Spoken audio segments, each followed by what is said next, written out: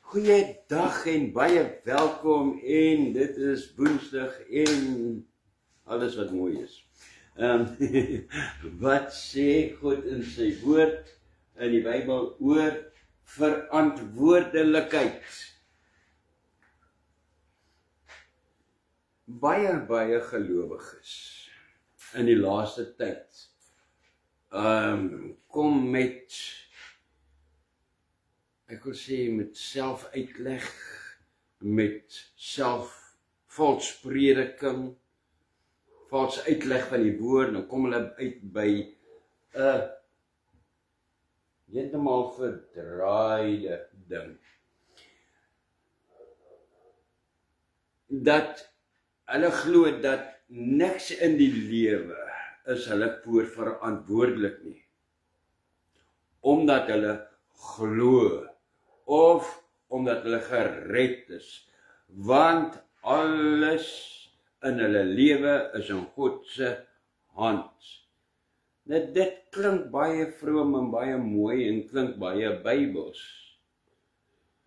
Maar nie, so alles wat ek nou daarna doen, is alles die Here se wil. Wat reg of verkeerd is, dit is die Here se wil.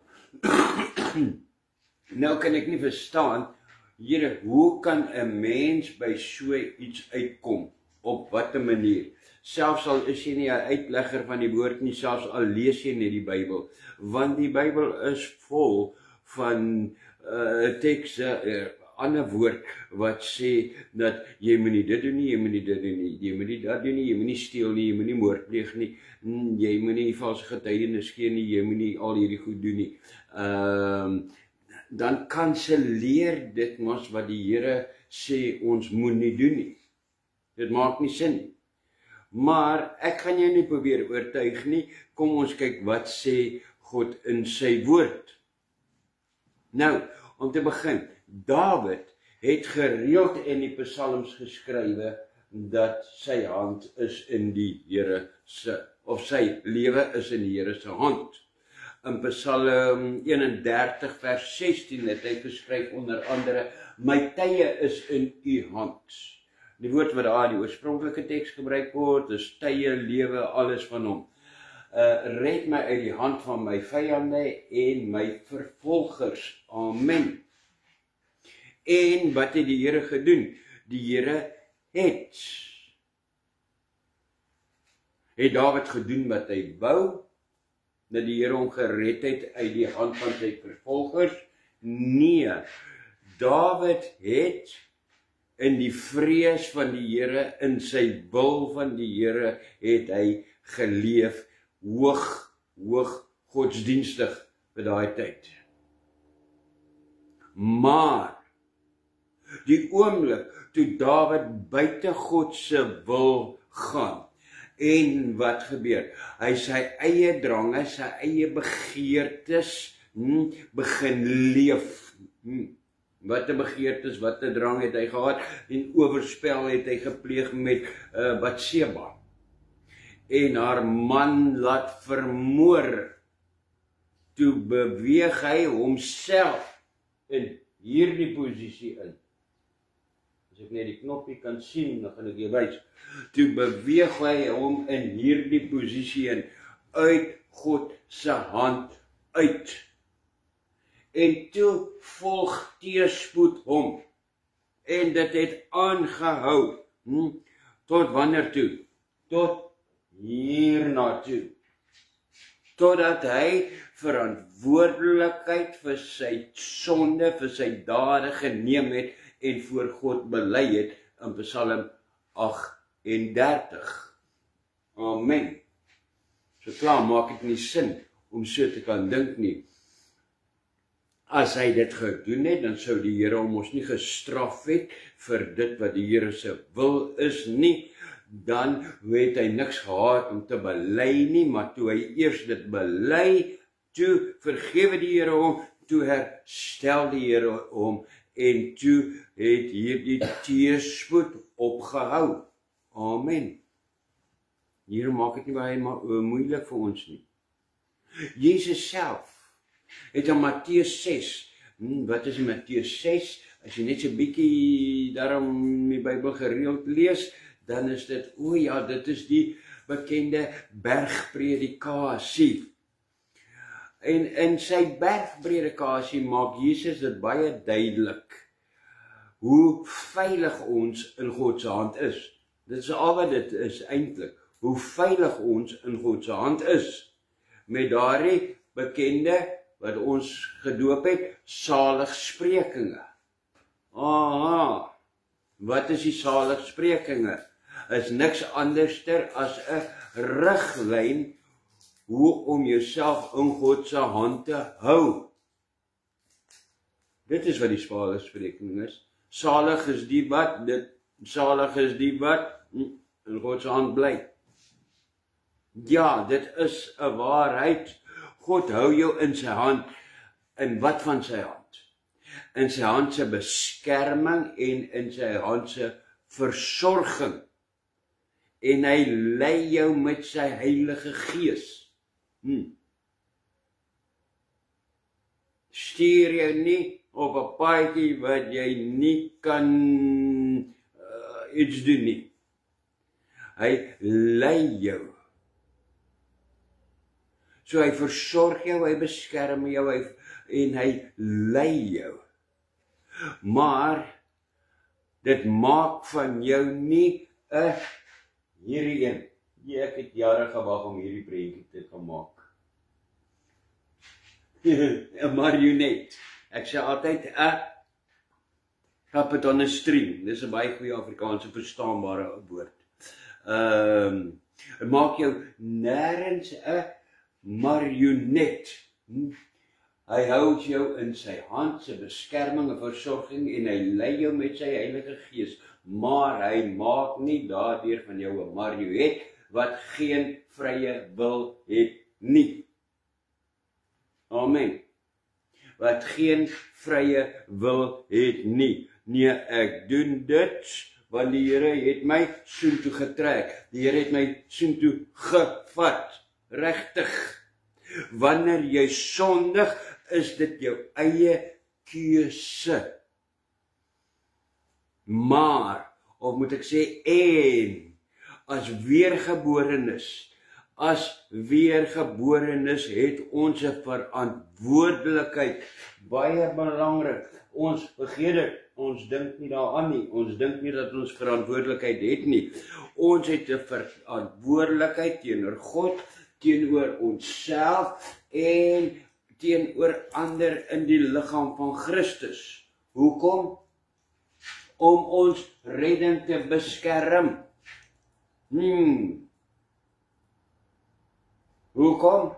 Sodat, volgende een, sodat hulle op hul eie gebede kan staatmaak en ander op ons kan staatmaak. Sien, as ek uit God se wil uit beweeg, dan kan ek nie op my gebede staatmaak nie, want wat bid ek dan? Here, ek weet ek is ver buite u wil, maar Here seën my.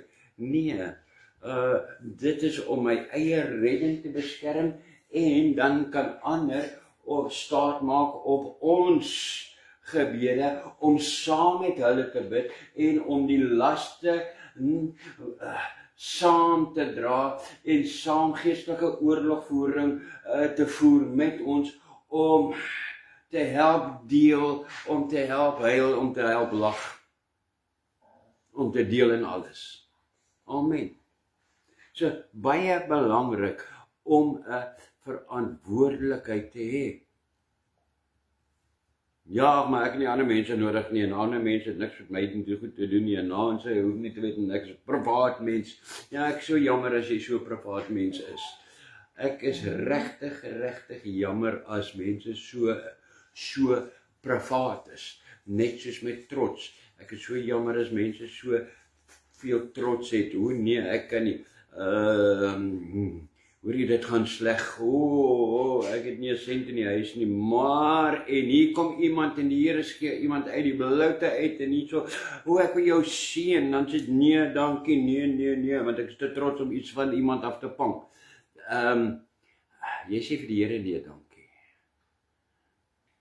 As jy so privaat is en sê vir die Here nee, ek soek nie deel van die liggaam nie. Ons het nodig om in die liggaam van Christus te wees, daar waar ons regtig liggaam is, waar jy regtig mense kan vertrou. En kyk wat het met Dawid gebeur. Dit kom van op jou eie, Lone Ranger, ek moet so perdjie gery. Hy het ons alleen wees, wat het met Dawid gebeur? Die aand, toe Satan hom verlei het met Betseba, daar in 2 Samuel 11, toe was hy stoksiel alleen. As hy omring was deur ander in die liggaam, kon hy op hulle staat gemaak het om hierdie oorlogsvoering saam met hom te voer. Ons het verantwoordelikheid teenoor mekaar as kinders van die Here, as gereddes. Die Bybel is ook baie duidelik daaroor, dat ons nie in 'n oorlog van vlees voer nie, maar in die gees.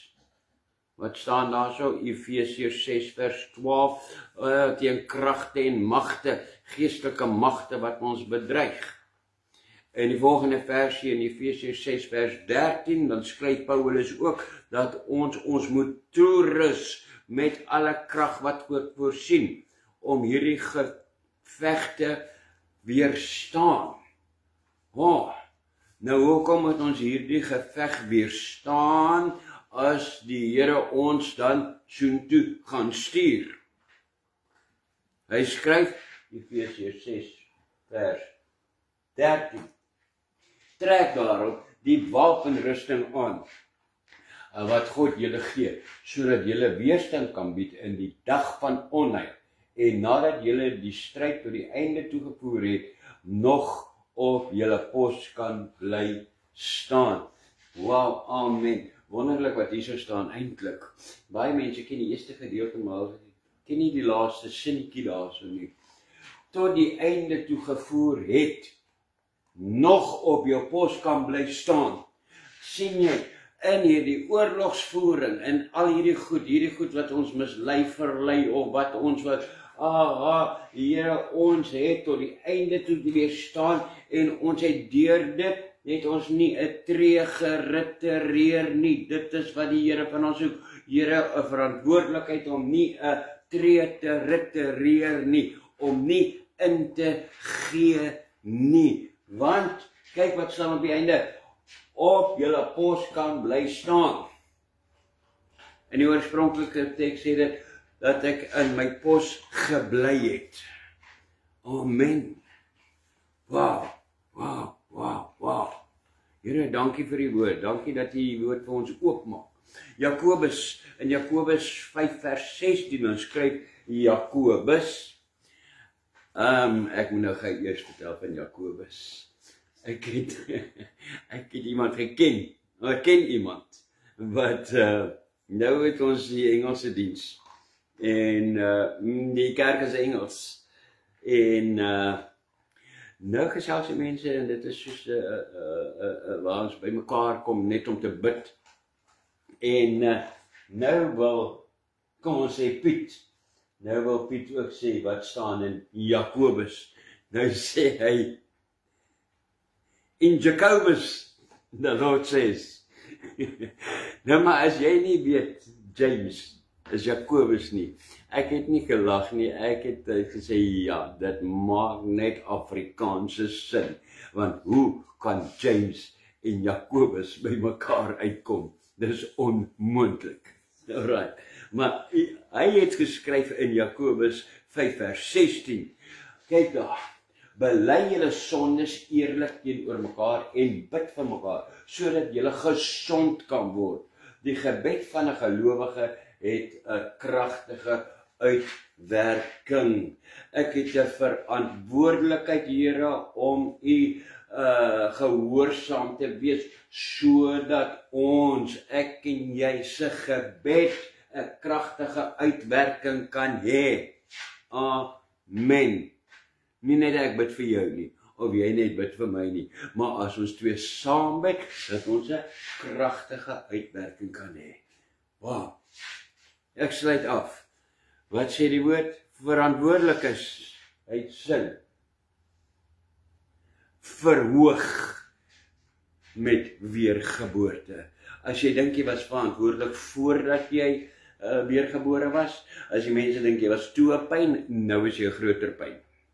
Want dit verhoog met weergeboorte Christus karakter om in die geveg om sonde te kan oorwin, om te bemoedig, om te bestraf, om te onderrig, om raad te gee, om te werk, om te versorg, mekaar te versorg, kinders, ouers wat die kinders versorg totdat hulle groot is, en as hulle groot is, dan sê die Bybel, nou moet die kinders weer vir die ouers sorg.